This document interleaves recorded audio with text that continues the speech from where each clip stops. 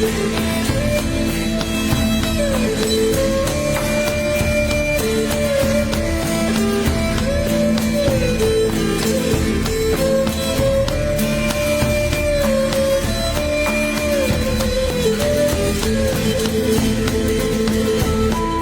ดีเจ้านำคุณผู้ฟังเข้าสู่ในช่วงของรายการดนตรีไทยเสน่ห์ไทยซอฟต์พาวเวอร์นะเจ้าดนตรีไทยเสน่ห์ซอฟต์พาวเวอร์สาขาดนตรีนะเจ้ารายการใหม่วันนี้เฮาออนแอร์เจอกันตอนแรกเนาะเป็นโครงการออกแบบสร้างสรรค์การผลิตและเผยแพร่สื่อประชาสัมพันธ์ซอฟต์พาวเวอร์สาขาดนตรีประจำปีงบประมาณ 2569 ต่างสถานีวิทยุกระจายเสียงแห่งประเทศไทยจังหวัดลำปาง FM 97 เมกะเฮิรตซ์เจ้าวันนี้เฮาปากันวันพฤหัสบดีบ่ายโมงเกิงถึงบ่าย2นะวันนี้วันที่18ธันวาคม 2568 เจ้าอยู่กับข้าเจ้าชุติการเราชายเจ้าฮับนาตี้ดำเนินรายการในช่วงดนตรีไทยเสน่ห์ซอฟต์พาวเวอร์สาขาดนตรีเจ้าคุณผู้ฟังเจ้าอู้ถึงซอฟต์พาวเวอร์สาขาดนตรีโครงการออกแบบสร้างสรรค์การผลิตและเผยแพร่สื่อประชาสัมพันธ์ซอฟต์พาวเวอร์สาขาดนตรีวันนี้นี่ถือว่าโครงการนี้มีถ้าอู้ถึงก็คือเพื่อสนับสนุนนโยบายสำคัญเร่งด่วนของรัฐบาลนะเจ้าที่สร้างคุณค่าและกับภาพลักษณ์เชิงบวกต่อศิลปะและวัฒนธรรมไทยตลอดจนเป็นพลังขับเคลื่อนเศรษฐกิจเชิงสร้างสรรค์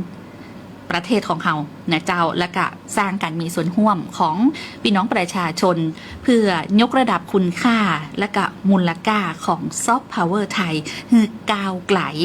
ในระดับนานาชาติเจ้าก็ติดตามรับฟังได้ทางสถานีวิทยุกระจายเสียงแห่งประเทศไทยจังหวัดลำปางหรือว่าสวทลำปาง FM 97 เมกะเฮิรตซ์เจ้าอู้ถึงดนตรีนะเจ้าดนตรีนี่ถือว่ามีบทบาทสำคัญเนาะเป็นเครื่องมือซอฟต์พาวเวอร์ของสังคมไทยคุณผู้ฟังเจ้าโดยสร้างความน่าสนใจเนาะสร้างความเข้าใจจากนานาชาตินะเจ้าอูถึงเรื่องของ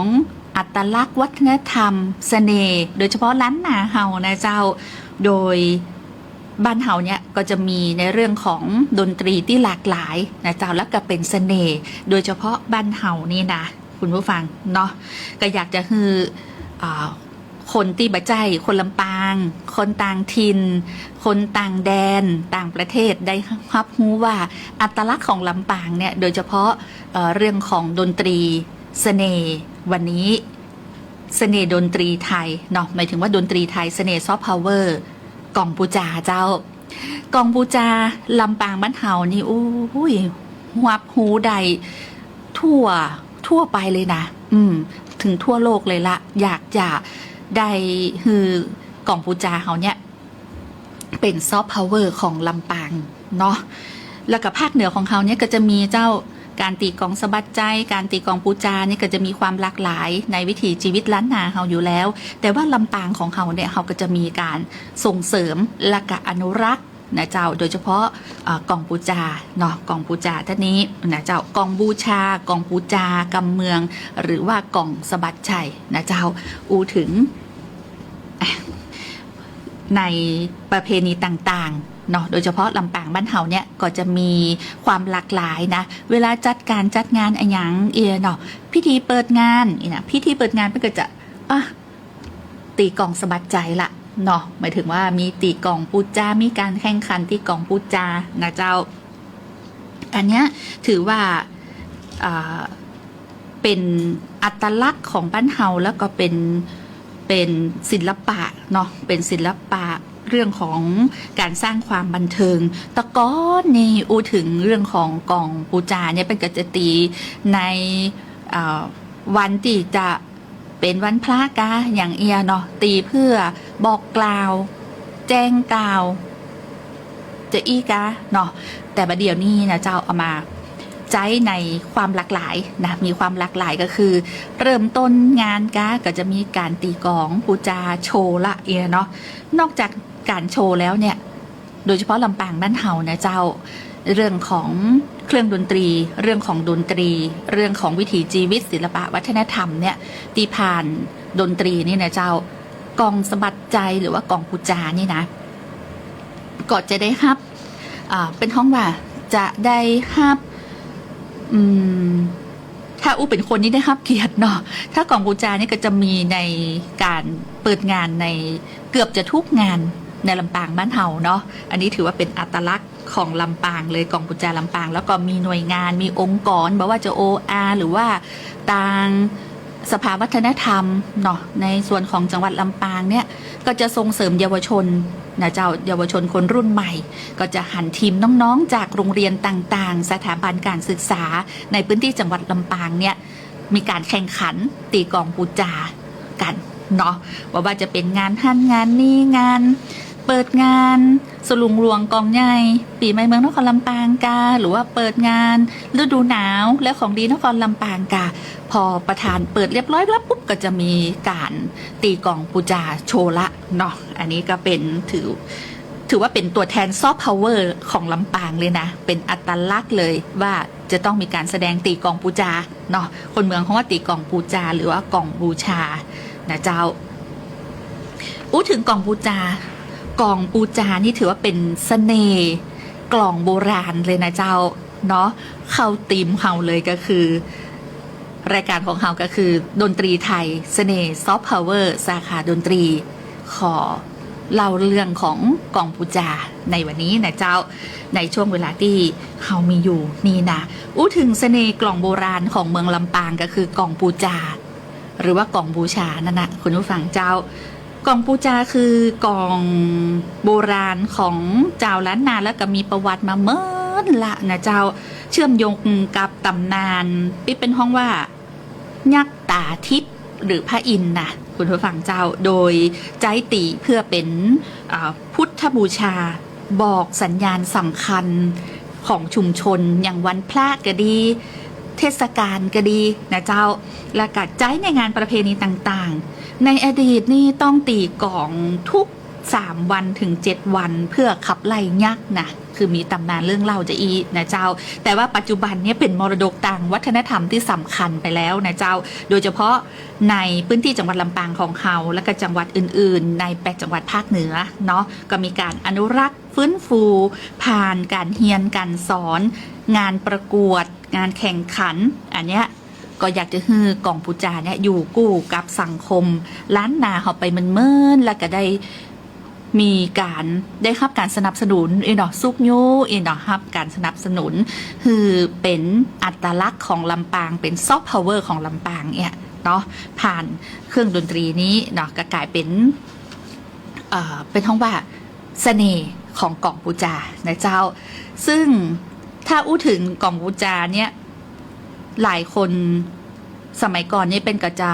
เป็นห้องว่าจะเป็นการแสดงหรือว่าเป็นการตีวันโกนก็คือก่อนวันพระเนาะวัน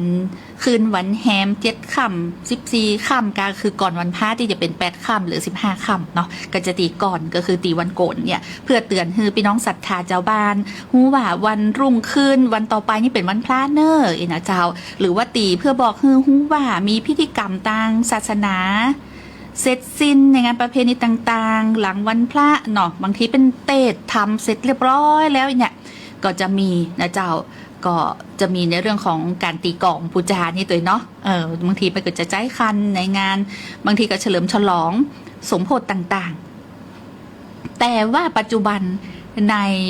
แวดวงศิลปะวัฒนธรรมหรือว่าการแสดงพื้นบ้านล้านนาเฮานี่นะเจ้าเมื่ออู้ถึงกลองล้านนาก็จะอู้ถึงว่าลำปางของเขาเนี่ยเป็นเมืองแห่งกลองบูชาหรือว่ากลองปูจาเนอร์นะเจ้าเพราะอันหยังเพราะว่า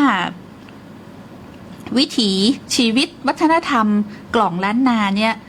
เป็นห้องว่าโดยเฉพาะภาคเหนือตอนบนและก็ลำปางบ้านเฮานี่นะเจ้าก็กลองปูจานี่ถือว่า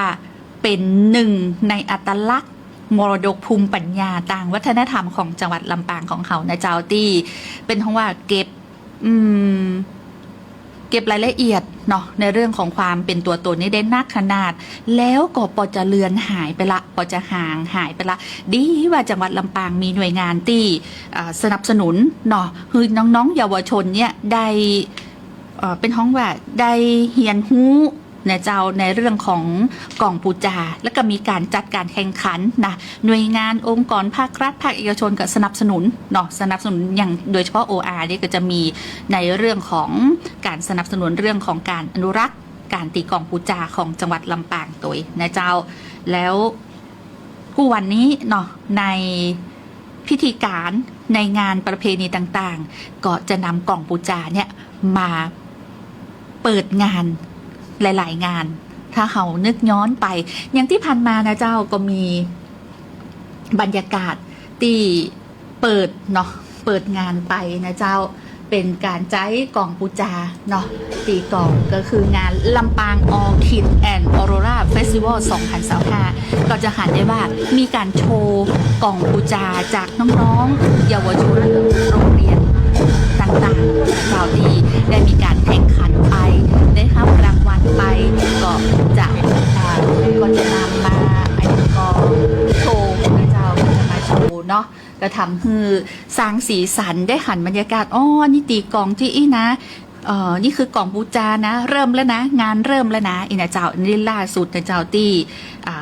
สวทลำปางของเราได้ไปทำการถ่ายทอดสดมาเนาะเป็นบรรยากาศส่วนหนึ่งที่นำกล่องปูจามาใช้เปิดงานลำปางออคิดแอนด์ออโรราเฟสติวัล2025ที่ผ่านมานะเจ้าแล้วก็ในตอนต่อไปนะจะมาเล่าเรื่องถึงความเป็นมาเป็นไปเล่าเรื่องว่ากล่องปูจาแท้ๆแล้วเนี่ยต้องมีกี่แก่นคนใจตีนี่มีกี่คนเนาะเดี๋ยวจะเล่าไปเนาะเป็นเรื่องเป็นราวนะคุณผู้ฟังเจ้าเป็นอัตลักษณ์ของเฮาที่เฮาจะนำเสนอเรื่องดีๆดนตรีเนาะดนตรีที่ถือว่าเป็นเสน่ห์ซอฟต์พาวเวอร์ของเฮานะเจ้าโดยเฉพาะเรื่องของกล่องปูจานะในตอนต่อไปจะมีว่าวิธีการทำกล่องกว่าจะเป็นกล่องปูจาได้เนี่ยจะต้องใจกล่องนี้ใจไม้หรือว่าใจเอ็นอย่างทำใจอย่างแป้งตีถึงมาดังจะอีนะเจ้าก็จะนำมาบอกให้คุณผู้ฟังได้เป็นตอนๆไปเนาะผ่านรายการดนตรีไทยเสน่ห์ไทยนะเจ้าดนตรีไทยเสน่ห์ซอฟต์พาวเวอร์สาขาดนตรีโครงการออกแบบสร้างสรรค์การผลิตและเผยแพร่สื่อประชาสัมพันธ์ซอฟต์พาวเวอร์สาขาดนตรีกับสวทลำปาง FM 97 เมกะเฮิรตซ์นะเจ้าขอบคุณมีรีวิวเข้ามานะเจ้าติดตามการสลดินโตยนะเจ้า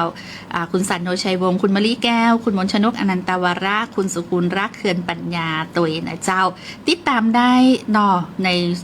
ส่วนของรายการนะบางท่านบอกฟังตึงวันมาได้ขาดเลยขอบคุณจ้านะเจ้าวันนี้ในช่วงของรายการดนตรีไทยเสน่ห์ซอฟต์พาวเวอร์สาขาดนตรีโครงการออกแบบสร้างสรรค์การผลิตและเผยแพร่สื่อประชาสัมพันธ์ซอฟต์พาวเวอร์สาขาดนตรีสวทลำปางแอลชุติการเราชัยต้องนำรายการจากลาคุณผู้ฟังแต่เพียงเต้าอี้นะเจ้าเขาจะมาปากันใหม่ในครั้งต่อไปเนาะสำหรับวันนี้สวัสดีเจ้า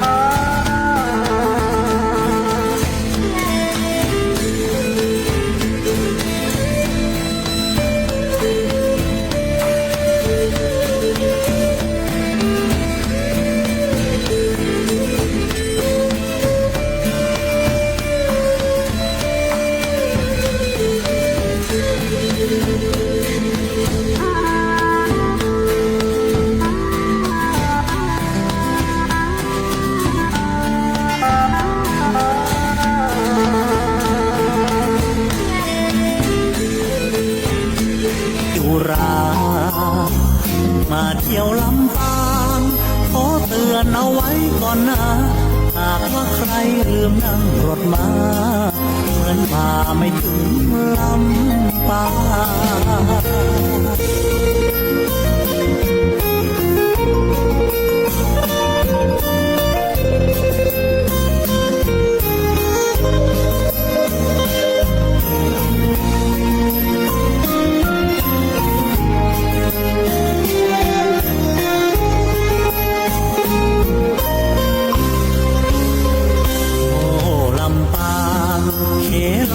นครถิ่นงา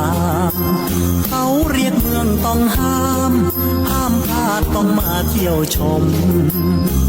ป่าไม้ภูเขาบ้านเราก็ยังอุดมมีน้ำตกสวยงามน่าชมมีวัดวาที่พึ่งทางใจเข้าในเมืองก็ดูสวยงามแจ่มตาเดี๋ยวนี้กาดกองตาผู้คนเที่ยวกันมากมายเป็นเดือน12ล่องสะเปามวนอกมวนใจน้ำวังยังคงหลั่งไหลผู้เมืองเขลางนครลำปางเขลางนครแห่งนี้มาเที่ยวกันทุกทีไม่มีผิดหวังแน่นอนลำปางไม่เหงาเหมือนในวันก่อนมาแล้วทุกคนต้องย้อนกลับมาเที่ยวใหม่อีกคราเที่ยวลำปางรับรองว่าลืมไม่ลงทุกคนต้องลุ่มหลงติดใจฟังให้อุรามาเที่ยวลำปางขอเตือนเอาไว้ก่อนนะหากว่าใครลืมนั่งรถมาเหมือนมาไม่ถึงลำปาง